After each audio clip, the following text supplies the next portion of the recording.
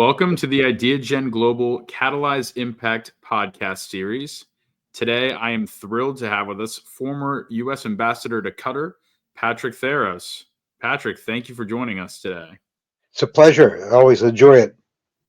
Absolutely. I'm excited for this conversation as well. I know we've had you on several times, but it's always, a pleasure to hear from you and, your extensive experience in diplomacy and leadership and all types of things. So with that, I want to roll right into the interview here. As I said, you have an extensive experience in foreign policy and diplomacy. What kind of inspired you to join the U.S. Foreign Service in, I believe, 1963, was it? And what kind of kept you engaged for your career? Well, I can answer the last question first, which is it was the most fun job I could ever imagine. And you walk away with a feeling at the end of your career that you've actually made the world a little bit better, perhaps just a smidgen, but that you've contributed to making the world a little bit better, and that you've contributed to what your country wants, what your country needs, relationships. Uh, we live in a world that's we're no longer protected by oceans after they developed this thing called an ICBM. And so the isolationism, the distance that the U.S. kept from the world, the lack of foreign entanglements, those were fine before the 20th century. And sometime in the middle of the 20th century, it turned out that we were no longer able to check out. That the world had come to us, we'd gone to the world, and what seemed like a 15-day trip across the Atlantic a long time ago is now down to 6 hours getting into London. So you contribute at the end. That's incredible to hear, and it kind of just leads into my next question about you and your role as a U.S. ambassador in a pretty transformative period in Qatar and the Middle East. Could you kind of describe maybe some of the biggest challenges and the opportunities that came, with strengthening that U.S.-Qatar relationship? Perhaps the biggest challenge happens before you leave. It's fully understanding what the U.S. government wants from the relationship. I mean, there are certain general rules. We want people to like us. We want people to vote with us in various forums like the UN and so forth. We want to have a good trade relationship. But also first of all, there's competing demands within the United States as to what we would like out of this relationship. And you have to sort them out and get the Department of State to prioritize and occasionally decide which agency of the U.S. government or which constituency is going to get preferential treatment, is first up in the priorities of the U.S. government. So the preparation to go out there is quite difficult. And in my case, it was sort of truncated because before you are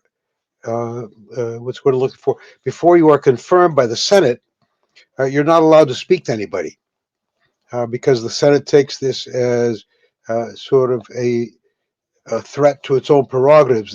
You are not an ambassador, confirmed ambassador, until they actually vote for you. And then you've got a perhaps limited period of time between the confirmation vote and when you leave to get all these things together.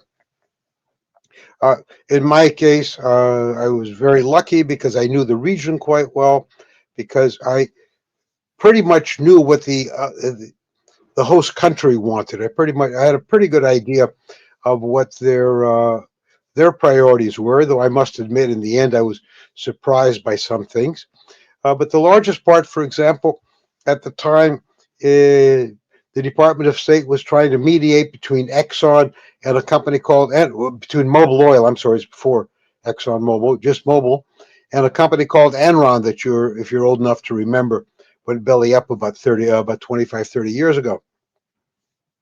And they were engaged in a fight to the death over who gets up front in what the U.S. government wants in terms of American companies exploiting the newly developed Qatar gas field.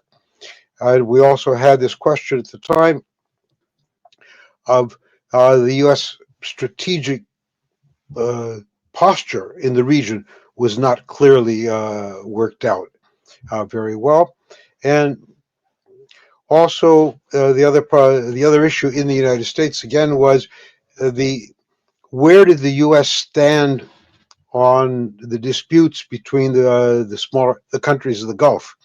We knew that the big dispute, which was Iran versus uh, the countries that we were associated with closely, which were the Arab states of the Gulf on the other side, that one, it was pretty clear what we wanted to do. But there were other discussions, other disputes between the countries in the region, and one had to try and figure out where the U.S. came down, because this would in effect determine how you dealt with the host country government. In this case, the U.S. really didn't have or hadn't thought through the disputes of the Gulf. And when I came, you pretty much get out there, and then in the end, if the U.S. doesn't have a position, you have the ambassadors in each country sort of taking the position of each country against the neighboring one. I mean, that's natural enough anyway, because you're living in the country. This is where you're getting your information and the motivations from. But trying to sort all this out can become quite time consuming. And I frankly didn't have the time. I was at less than 10 days between my confirmation and getting on the airplane to go to Doha. When you get there, the first thing you discover pretty quickly is if you've been absent from the region for a few years, things have changed, and your assumptions may not always be accurate. The case of Qatar, the emir had displaced his father early. His father had abdicated. The father had particular policies that the United States was not, in which the interests of the U.S. were not pretty high up. And I arrived to discover that the new government was a government that was determined to be as close as possible to the United States, which was, I mean, great for me because when the emir, when I met me the first time after I presented credentials, the custom was you'd sit and have tea or coffee with him for a few minutes. Ours turned into an hour session, which was pretty much centered around his opening line is, I intend to become America's best friend in the Gulf. And I realized that nobody in the United States government ever considered this as a possibility. So these are the sort of the initial problems that the initial issues that develop when they're not necessarily problems when you arrive in the first few days of being ambassador. The understanding that what Washington expects of you is unrealistic, and what the host government expects of the United States may be equally unrealistic sometimes, or sometimes realistic. Yeah. Anyway, I hope. No, yeah, that's very interesting, and your perspective, personally is key there. And you kind of touched on, the priority shifts that Qatar had. Mhm. But what about the priority shifts and the diplomatic strategies that changed for the U.S. within that region of, rapid political and economic change? Yeah. Specific to Qatar, the most important developments were that the United States was extremely interested in the exploitation of the North Dome gas field. This was the largest single deposit of natural gas in the world, giving Qatar the third position for the natural gas reserves. The potential was huge. When I got there, a new technology was being introduced for the first time. And technology had existed, but no one had figured out how to make it work on a commercial basis, which was the LNG technology. Mobil Oil was taking a big risk. It was the American company that was the first one to come in because to see, first of all, to get the gas out of the ground and then to figure out how to make LNG work, the transportation of natural gas by sea, and a little bit of technical background. Until then, the primary way of moving natural gas was by pipeline. Pipelines are high upfront costs, uh, easy to manage, cheap to send gas afterwards. But the problem is that they've got to run through somebody else's territory, or they have to be under the sea where you have other problems. They can be interfered with. They can have natural uh, breaks, spilling of gas. You don't see you don't know how to fix it or where it's fixed. So there were lots of difficulties involved with pipelines, but at the time it was the principal technology for moving gas from where it was coming out of the ground to the customers. Liquefied natural gas was a technology that, even though the basic science behind it was known for a long time, how do you actually commercialize it was difficult. Mobil Oil was the first major company in the world to get into it big time because the Qataris did not want to ship gas from Qatar by pipeline because it would have put them at the mercy of their neighbors. And this is a small country in a rough neighborhood surrounded by neighbors uh, who have certain predatory views towards the Qataris' wealth. And at the same time, we had a problem with Enron coming in, wanting to do the same thing because uh, and Enron wanted to ship gas to India, and they got into the U.S. government and they said, we will also be able to ship gas from Qatar to Israel. At that time, most of the Arab world had maintained a boycott against Israel, and trying to balance out, the Qataris were prepared to lift the boycott for shipping natural gas to Israel, but they had the contract with Mobil. My job was to, on the ground, keep the Qataris on board to modify the contract. The State Department had to persuade Mobil in the United States to agree to modify the contract, and it was a fairly ugly fight between the two companies, uh, in which you had to keep your eye on the future. Never mind what people are saying to each other at this time. The other problem was, as I said, the hostilities between the various countries in the Gulf, uh, and these are, in most cases, they're not recent hostilities, and they are pretty much like, say, the attitude that Armenians have towards Turks. These are things that happened a long time ago, but people are still feeding the resentments, and in the Gulf, these resentments were in the form of battles that had taken place 100 years before, in which pieces of territory had been lost, or the Saudis believing that they should be the paramount country in the Gulf, trying to monopolize the relationship with the United States, and trying to get the United States to uh, execute its policies with the small countries through Saudi Arabia rather than directly.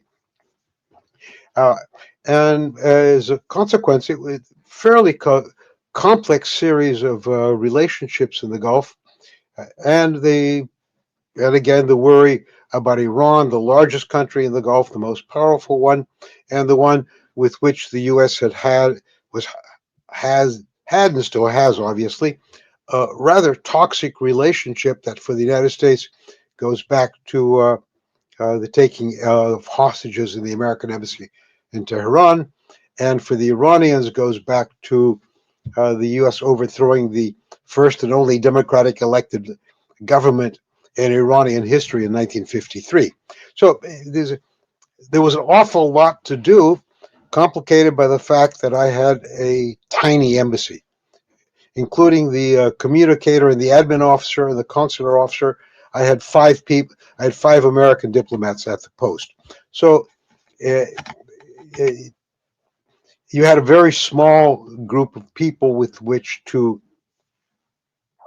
carry out to work on these things, and so we were off to a sort of a fun start, trying to sort all these things out, figuring out how to make things work in Qatar and how to make things work in the United States. And I have to tell you, a general rule of diplomacy, it is usually more difficult dealing with your own country's government, the people sent you out, than it is dealing with the country of the government you're accredited to. Wow, just the amount of angles here that you described. I mean, you have the domestic and the private sector, and then you have, of course, the surrounding countries involved. I mean, no small job, obviously, for your team, but you guys did incredibly well. That's really cool to hear. And it leads me into our next question. Throughout your career, you've worked under different administrations with, varying foreign policy priorities. How do you adapt maybe your leadership style or your, working style to navigate those changes? As I said, the most difficult part of the job is dealing with your country, with the United States. Uh, the style in dealing with the host country doesn't change very much from country to country. There are some idiosyncrasies between monarchies and dictatorships and republics as to how you deal with these governments. But those things are sort of set. Uh, you know that you try and get a feel for how stable the government is. You try to get a feel for how willing the government is to listen to its own public opinion. You try and meet as many of the public opinion makers, influencers of government, and so forth as you can in the country. But that's, in writ large, that's a fairly standard way of dealing. The, the differences in dealing with Washington are more pronounced as you go from administration to administration. Not so much the administrative difficulties of uh, how do you do the post, how do you set it up, how do you organize, how do you budget, and so forth, but the difficulties of getting how can I say, of getting the information you need from Washington and who to go to in Washington to influence American policy in a way that you see beneficial towards the relationship with the host country. Some administrations, for example, kept a tight hold on communications. Everything went through the desk officer of the Department of State. Other administrations were very loose. Uh, you'd get phone calls in the middle of the night from somebody who wanted you to do something, and you had to balance off the fact that the person may be very high ranking with the possibility that he may not have even told the Department of State that he's going to call me. The so you and say this varies from administration to administration. How much is the president? Does the president care about your part of the country? I have served in countries where the president cared a great deal about what was going on in Jordan, for example. And I have to say that my initial time in the UAE and in Qatar later, uh, the US government didn't really care about the region very much. And you were left trying to figure out what you could do to improve things without getting anybody mad at you back in Washington on your own without much instruction.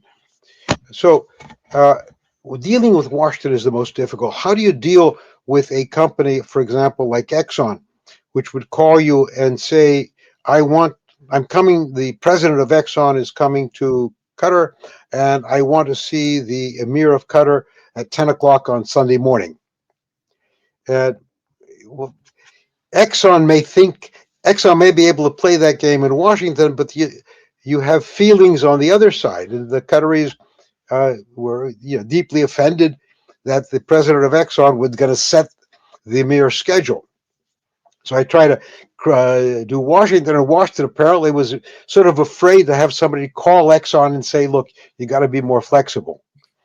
We worked through it, but it was a good example of how that relationship could have been tanked rather badly. Exxon could have suffered tremendous reputational harm and the hostility of the government if they had persisted in this. Exxon did this because they figured they're the biggest company at that time, biggest oil company in the world, and the Qataris were a tiny country. So this is, issues like this, issues like the Qataris wanted to buy certain kinds of military equipment.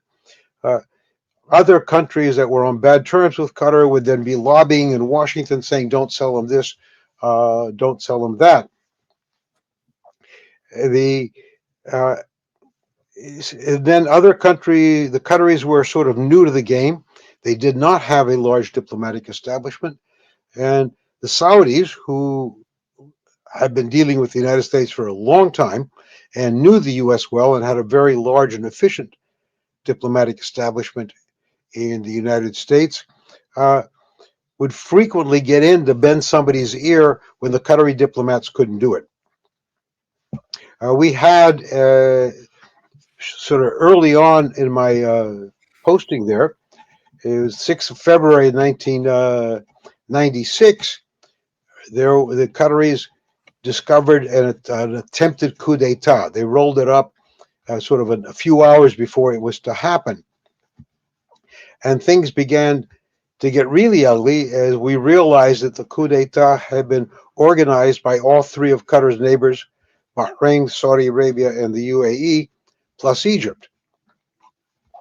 And things had gotten really tense. If you 2017, we got a repeat of that in a different sort of way, but there was real worry of an armed clash of these Saudis rolling into Qatar, and there the job was to get the department to tell everybody to calm down and sort of stand the troops down without breaking other relationships.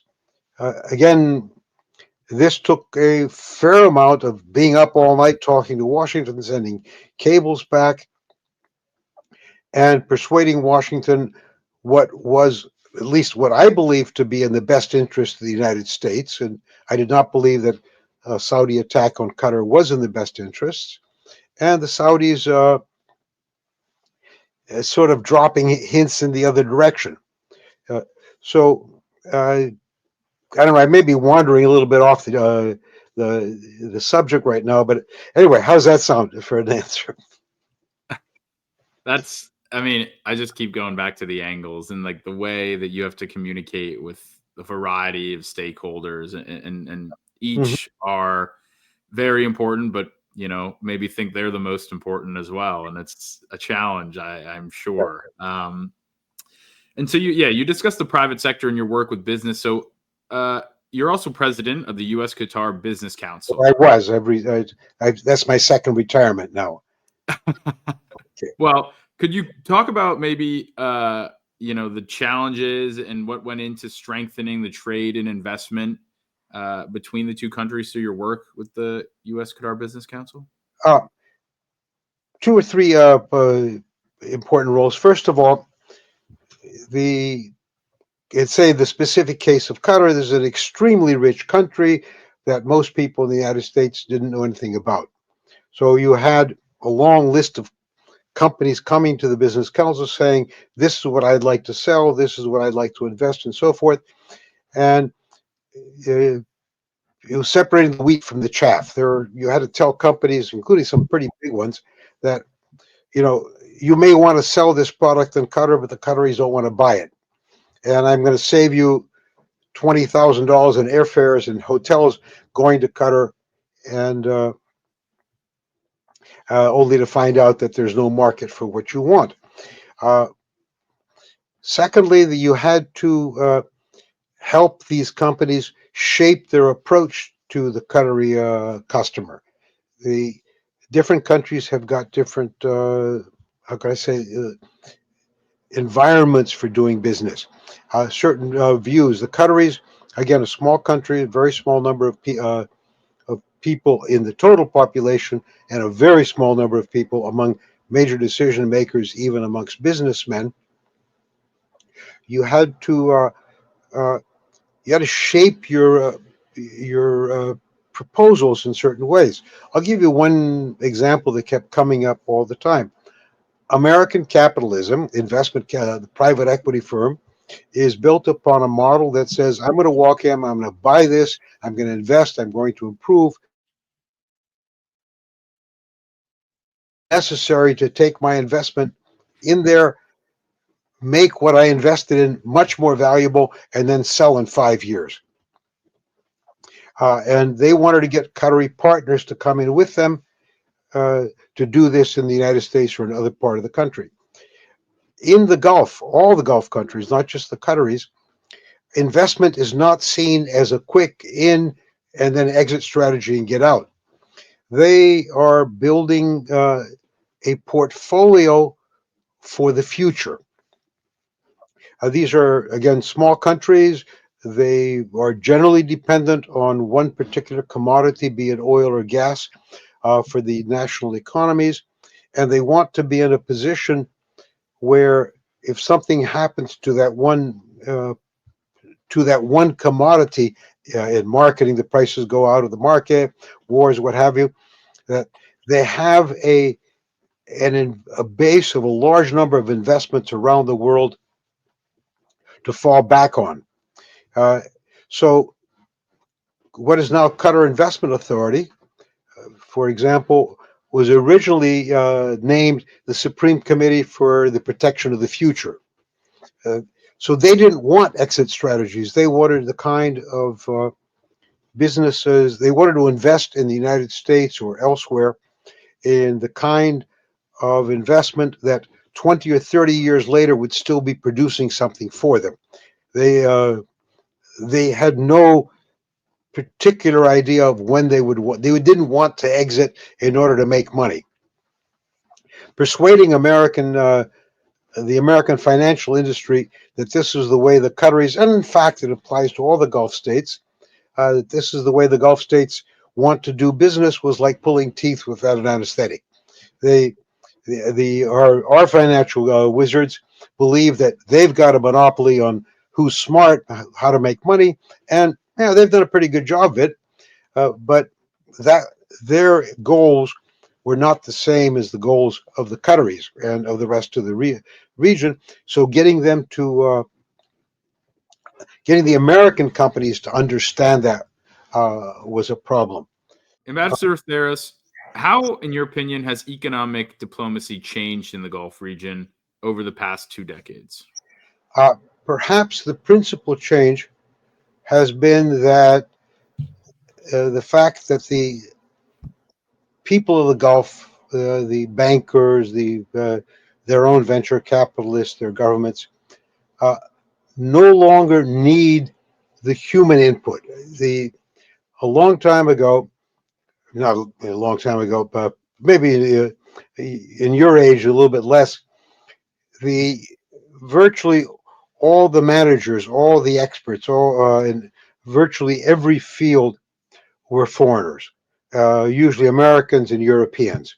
A lot of Indians, uh, some others, but primarily the operators of the economies of the Gulf were foreigners.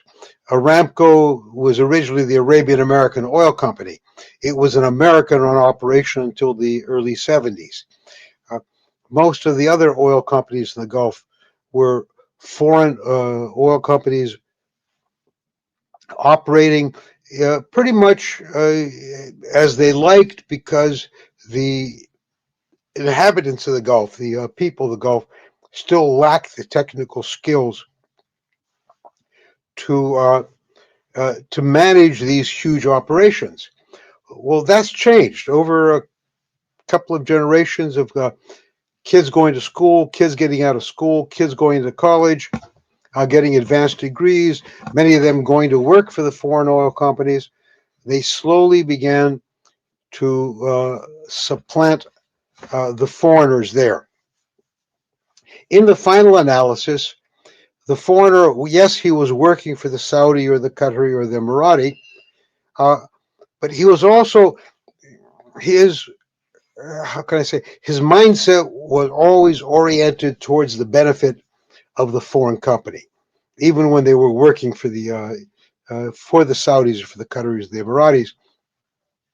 And there was this assumption that you could put something over on the local, on the Emirati or the Qatari, because you really didn't know what was going on, and you could sell him. You could sell him things that, yeah, he still made money from them, but the money, the weight of the money, the most of the money was going abroad to the foreign customer, to the foreign partners, whoever they might be. And the change has come slowly. But let me just give you an illustration of a political change that occurred in Qatar quite recently. As you know, Qatar contracted with 6 American and 3 European universities to come and establish branch campuses in Qatar. Amongst them were my alma mater, Georgetown University School of Foreign Service, and Texas A&M had an engineering faculty, petroleum engineering in particular. And these schools were brought out there because the Qataris felt that the only way you could improve local higher education, tertiary education, was by bringing foreign schools in, and both the example and the technical skills that they would impart, the academic skills that they would impart to the indigenous schools. Well, right now, so I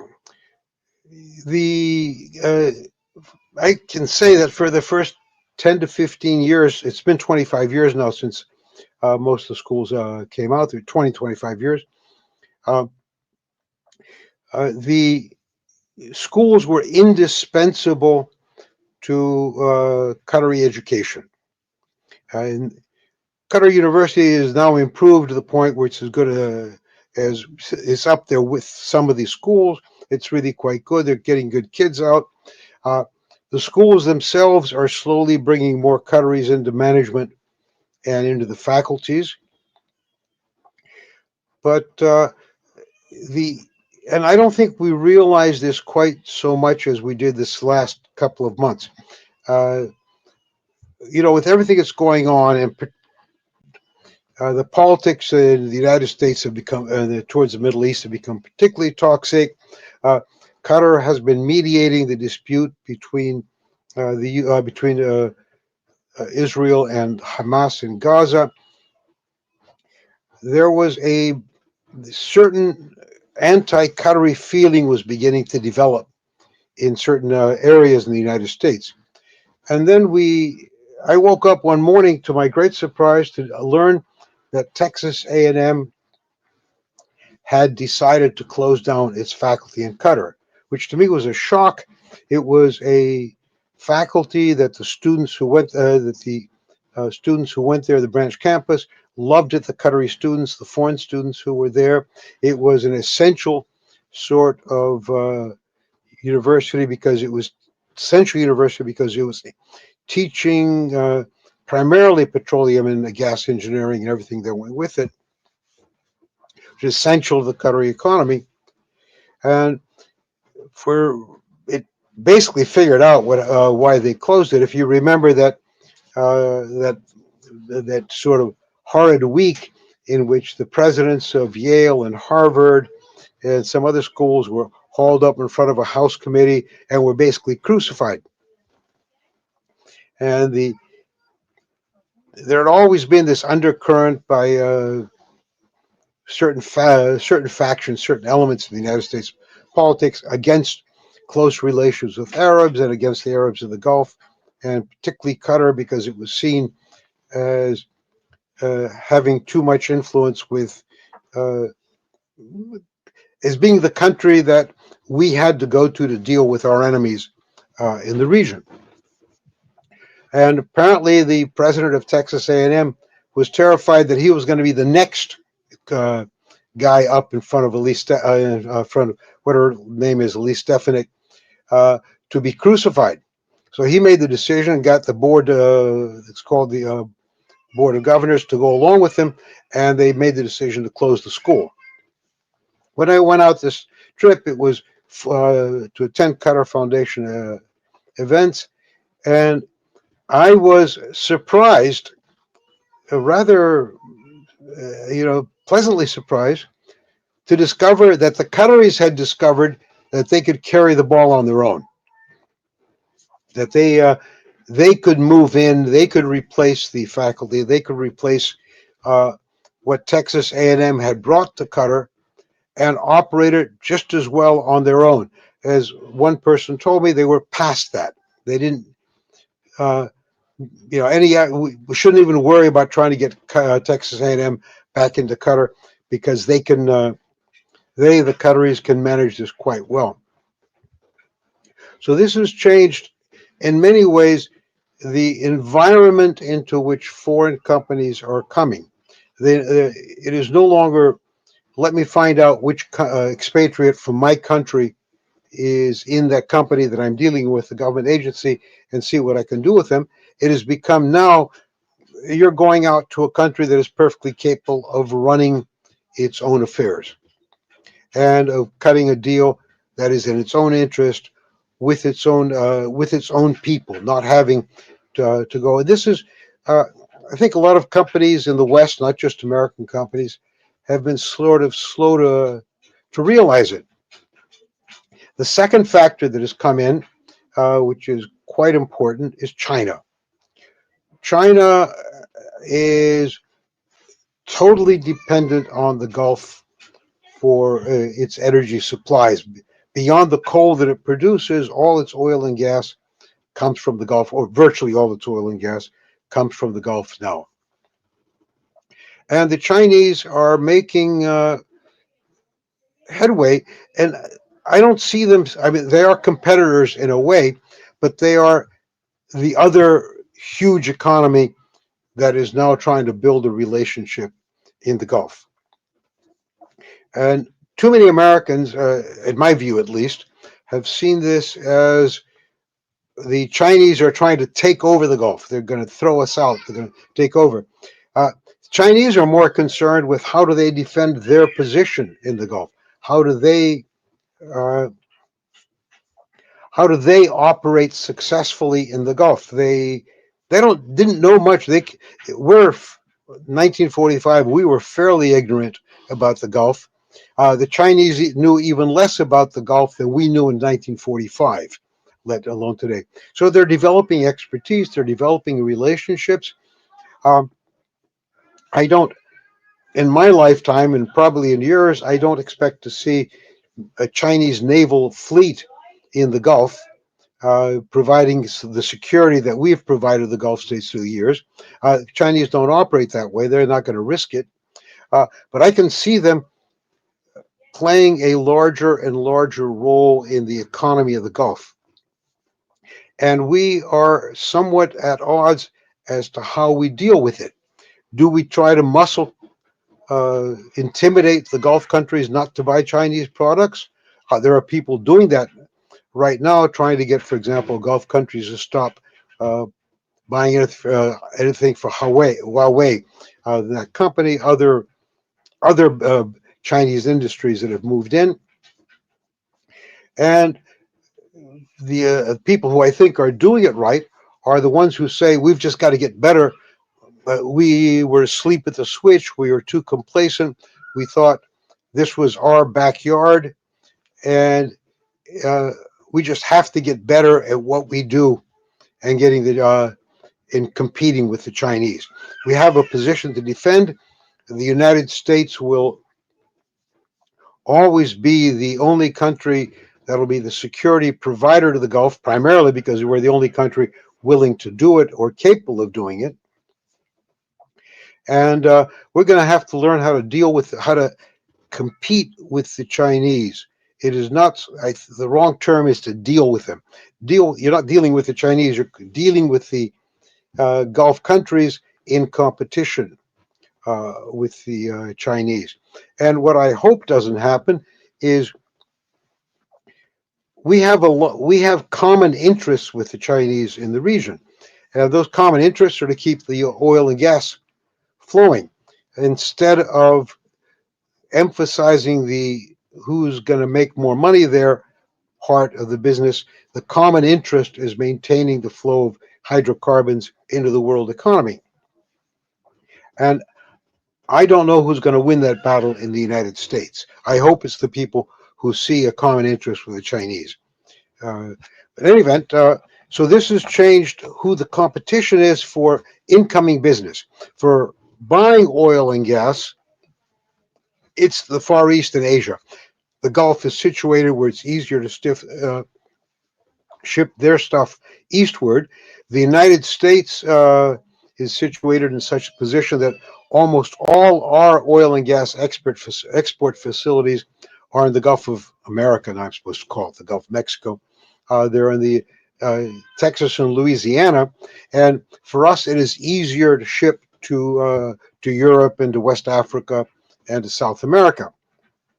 And we are now we compete with the Gulf in the volume of oil and gas that we export. So this is there's been a fundamental change in who our customers are and who the competitors are in the region. I don't see this as a bad thing. It's, we're supposed to be good at business and we need to simply up our game. What I'm worried about is that there are too many people who do see it as a bad thing, who see anything the Chinese engage in as a zero-sum game with us. It needn't be so, but we'll see how that turns out. Thirdly, the events of the last year in particular, but the last 2 or 3 years, have calmed down the threat, calmed down Arab Gulf state fears of Iran. The Iranians have suffered. They've been set down a pace by the course of the war and the Israeli attacks and so forth. And they are far more interested in developing a better relationship with the Gulf states. The Gulf states have a great interest in effect pacifying the Iranian threat, and they're doing it. And right now there is a increased a better relationship, an improved relationship between the Gulf states and Iran, and we're going to start running into problems because the Gulf states have no interest in getting into a war with Iran. Israel does. I don't believe Trump does. I don't believe President Trump does. But so long as our policies have always been to back up the Israelis, we run the risk that the Israelis will involve us in a war with Iran. The last thing the Gulf states want is for themselves to get into a war with Iran or for us to get into a war with Iran. It would be a catastrophic development for them. And as a result, you can see them, and I think throughout the region, they have lost confidence in the United States, both as a protector and as a business partner. That the behavior of the United States government the last 2 years, 3 years, has undermined their confidence in us. And then we have been a bit too free at sanctioning everything we come across. And the Gulf states want and need to do business with Iran. It's part and parcel of having a better relationship. And again, we need to adjust. And the U.S. government's like a oil tanker. You give it a right helm order, and it takes another 10 to 15 miles before the ship starts turning. And we are very much like that in terms of our sanctions policy, of the economic warfare that we push. So right now you have the Saudis, the Emiratis, and others talking about joining the BRICS, the about getting in deeper, embed in terms of business and perhaps even to a certain degree in politically with the Chinese and the Russians, because we have not sat down to review our own policies and see how to deal with this new reality. Uh, and we're going to see, for example, more arms sales going to or arms purchases from the Gulf, other going to China. Right now, the Chinese totally dominate the consumer business, uh, and they're going to start dominating in a few years, or at least having a big impact on the what's the term is the industrial equipment that the Gulf needs to buy, and their stuff is good, and it's we're going to be competing with them. We have to learn how to compete with the Chinese in an area that was ours, and we got fat and lazy in many ways. Wow. Yeah. So it seems like, the products there and everything has remained the same. The competition has been changing rapidly. Yeah. Hmm. That's really just something. And I'm really excited for this next question, actually. Okay. Going back into your career in 67, I believe you helped rescue 147 Americans during an uprising in Nicaragua. Yeah. Could you just take us back to that moment, kind of what went into making those, critical decisions, and kind of what that high risk experience has taught you about leadership under pressure? Well, the first thing it taught me was that I was 26 years old, and I wouldn't have done it. I wouldn't have done it now. It would save your life. When you're 26, it's there's a certain amount of excitement, and the whiz of bullets overhead is sort of jacks you up a little bit, and uh, you are willing to take you are willing to take risks because you don't know the risks really are there, and there's this you think you're immortal when you're 26 years old, but what had happened was that there was this was in the days of Somoza in Nicaragua, and three of us, all good Spanish speakers, were sent down to downtown Managua at a time when there would be a very large scale demonstration in advance of national elections, because everybody felt that the Somozas would try and rig the elections. And to say, in a city of 400, of 300,000, there were probably 50,000 people in the streets demonstrating. And we were down there reporting back to the embassy what was going on. These were days before cell phones. They exist. There were such days. There were times when we didn't have cell phones. So all three of us had friends around, and we drop into somebody's house and call back to the embassy and say something, what was happening. And it turned into uh, somebody shot somebody. It's unclear who shot first, but a lot of the demonstrators had come armed. The national, the Nicaraguan National Guard, which was the police force and army for Nicaragua, responded great deal violence, and the center of Managua was just people shooting at each other from all directions. I got into a friend's house, called the embassy, told them what was going on. They were some a little bit distance out of town. They didn't believe me. Uh, so until a few bullets came into the house, and then they believed me. And we were supposed to stay downtown, the three of us, and continue reporting. Within half an hour, there was one of us.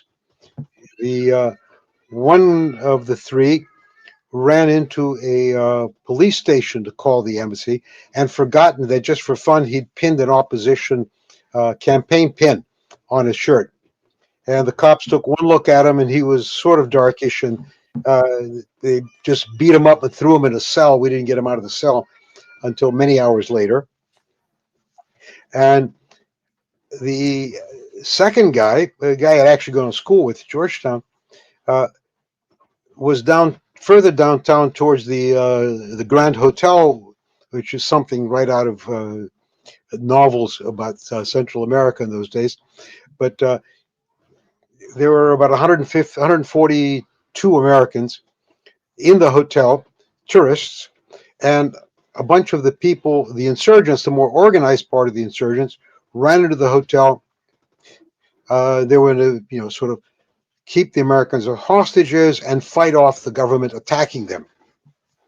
And so my colleague was trapped inside the hotel. We were all about the same age and the same level of mental maturity at that point. And I was the only one going up. I was going up and down streets. I had enough friends around at the time that there were a couple of dozen houses that I could knock at the door, go in and call. And finally, I went down to my apartment, which overlooked the Grand Hotel, and looked down, and I could see that there was a lot of shooting going between the hotel and the government troops on the outside, including some armored cars. And I called the embassy, and the ambassador got me, and I reported what I'd seen and he said, this is really bad. There's 140 Americans. We cannot have American casualties happening. I'm trying to get through to Somoza to tell him to stop shooting at the hotel. I don't want Americans killed. In the meantime, the leadership was his. I want you to go down and tell the National Guard to stop shooting at the hotel. My response was, sir, yeah, okay. And then I went downstairs, walked out on the street, walked towards the hotel, was stopped by a patrol, and I explained who I was. I had my diplomatic ID card, and it was sort of take me to your leader.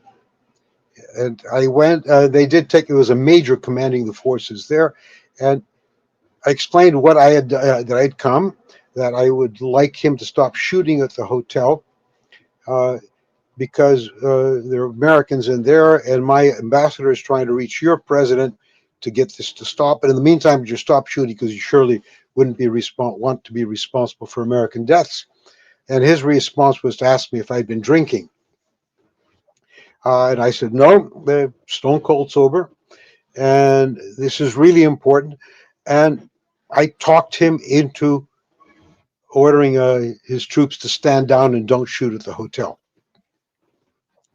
And I sat there, and he said to me, he was not a nice guy. I'd known him a little bit before. To say that he was guilty of human rights abuses would be an understatement, personally. And I'm sitting there. I started smoking cigarettes again. I hadn't smoked them in a long time, waiting for the call to come. And about 20 minutes later, he walks up to me and he says, "You're lucky. I just got a call to stand down. And we're sort of limited as to what we can shoot at the hotel." And then from that point on, Papal Nuncio got involved. And about 2 o'clock in the morning, we got everybody out of the hotel, including my colleague, who sort of unluckily had a stray bullet take his ear off. That was the only American casualty of the day. But the ambassador moved quickly. I think Somoza was trying to avoid talking to him if he could. I don't know what transpired in that conversation, but I do know that at the end, he convinced Somoza that killing Americans in a hotel would not be a good thing for his government. Wow, that is an incredible story. And as someone who is, of a similar age as you were at that time, it's nothing short of remarkable. I can guarantee you. I know you said, when you're 26, you feel alive and that you can do anything, you're invincible, but I wouldn't have done that. That's just, that's an incredible story. Yeah. But it was fun. I think back about it, and they got not nothing, but I got some funny stories out of this. At one point, I didn't realize yet that the insurgents had taken the hotel and that the army was beginning to move towards it, the National Guard. So I walked up to the back door of the bar. The bar had another opening from the. It was one of these romantic bars, but another opening onto the street from the main entrance into the hotel. And I opened the door, wouldn't open. I couldn't figure out what was going on. And then there was a window broke above me, and I looked up. Somebody stuck a rifle out the window and started shooting down the street. And I looked down the street and saw a government armored car coming up the street shooting. And I now hold the world's record for the 19-yard dash, which was the which is the distance from the bar door to the next corner where they could get behind a building. Someone may need to contact the Guinness Book of World Records. There, we'll get you in touch with the right people. That's funny. Again, I want to thank you for your time here in this interview today. Sure. It's been really insightful, and I just have one last question for you, Sure. if we can. A holistic, again, overarching question: if you could change one thing about U.S. foreign policy today, what would it be? Rather than getting specific on the U.S. foreign policy, on items of U.S. foreign policy, what I think is needed most is the understanding that foreign policy is not a zero-sum game. It's like a business deal, but isn't driven but necessarily by money. It's driven by many other factors.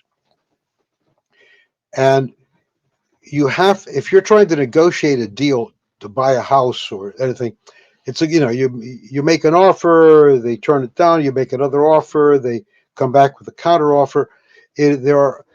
But before you can get into it, you have to spend a great deal more time understanding the foreign country.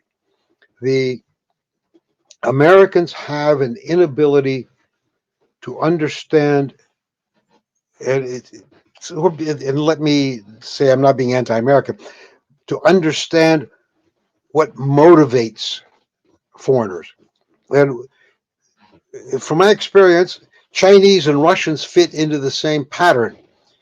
Because we are a huge continental country, very, very few Americans have any concept of what life is like outside the United States. Chinese feel the same way, Russians feel the same way. You get into conversations with them, and to me, the most important, what's the word I'm looking for, element of U.S. foreign policy is the lack of empathy. And what a diplomat needs is empathy, not sympathy. I don't have to like what you're doing, but I have to understand why you are doing it.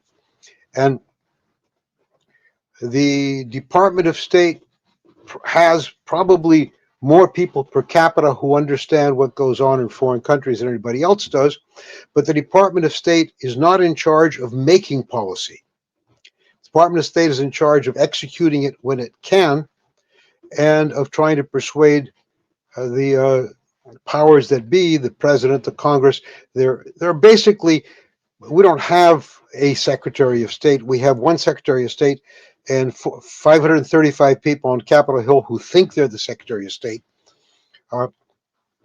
So we don't teach enough foreign languages.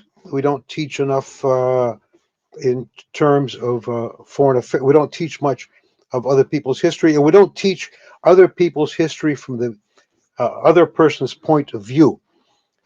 There are a myriad of things that we have done right in the world, and there are a myriad of things that we have done badly in the world, and I can't really single something out that would be terribly important in changing U.S. foreign policy.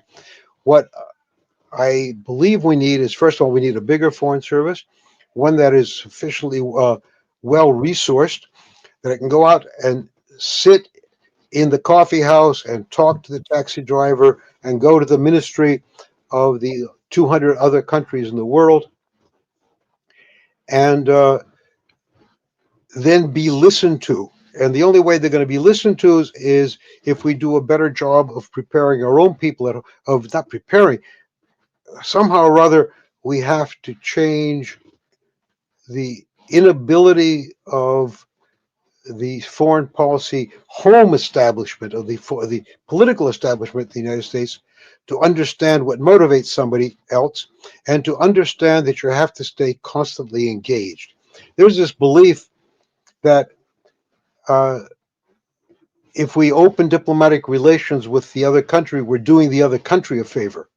No, we're doing ourselves a favor because you will never know what's going on in there if you break diplomatic relations. The dumbest thing you can do, and we've done it over and over again, is to break diplomatic relations with countries in which we have bad relationship, uh, and then think that we can just intimidate people into doing something that they're not, that their psyche doesn't allow them to do. Look at Cuba.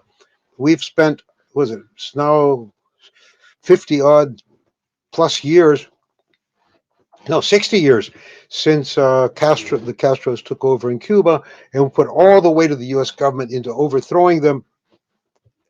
And I'll tell you, we could have done a lot better at overthrowing communism in Cuba by embracing them. We can, American rock bands and McDonald's have more influence than than speeches on Capitol Hill and cutting trade ties. Does that make sense? Yes, I think I understand. That's incredible to hear. I appreciate you again for this interview. Obviously you're an extremely accomplished diplomat, and it's been amazing to hear from you Thank you today. very much for the compliments and the flattery as well. You Well, guys again, I really, work. I really appreciated the conversation today. So, thank you again, Ambassador You're Patrick welcome. Theros, everyone. Take care. You too. All right.